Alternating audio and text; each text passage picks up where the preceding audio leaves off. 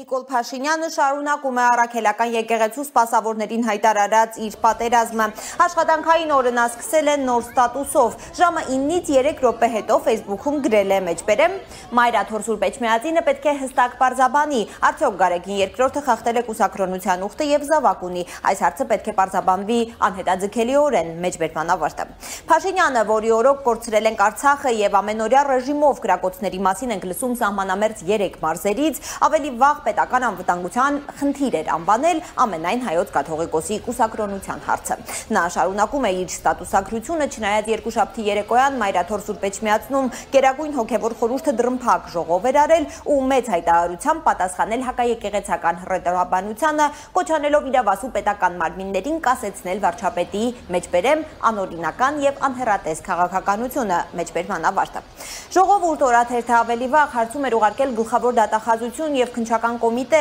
պարզելու արդյոք կան եկեղեցական ծառայողների կողմից մանկապղծության դեպքերով նախաձեռնված քրեական վարույթներ։ Այդպիսի մեղադրանք էր Facebook-ում թողել Փաշինյանի կինը Աննա Հակոբյանը։ Արդյոք սրբազան հայրերից որևէ մեկի մասով կա նախաձեռնված քրեական վարույթ կուսակրոնության խոստումը դրժելու վերաբերյալ, այդ թվում եւ քերու տիկնոջ հետ։ Գլխավոր դատախազությունը պատասխանել է, որ նախաձեռնված քրեական վարույթի վերաբերյալ տեղեկություն չկա։ Քննչական կոմիտեն տվել է այսպիսի պատասխան. Քննվող վարույթներով ձեր կողմից մատնանշված դեպքերով առանցին հաշվառում չի իրականացվում։ Ինչ վերաբերում է հարցման երկրորդ կետում նշված տեղեկատվության տրամադրմանը, ապա հայտնում ենք, որ կուսակրոնության խոստումը դրժելը հանցանք չի համարվում եւ քրեական օրենսգրքով նախատեսված չէ, մեջբերման ավարտը։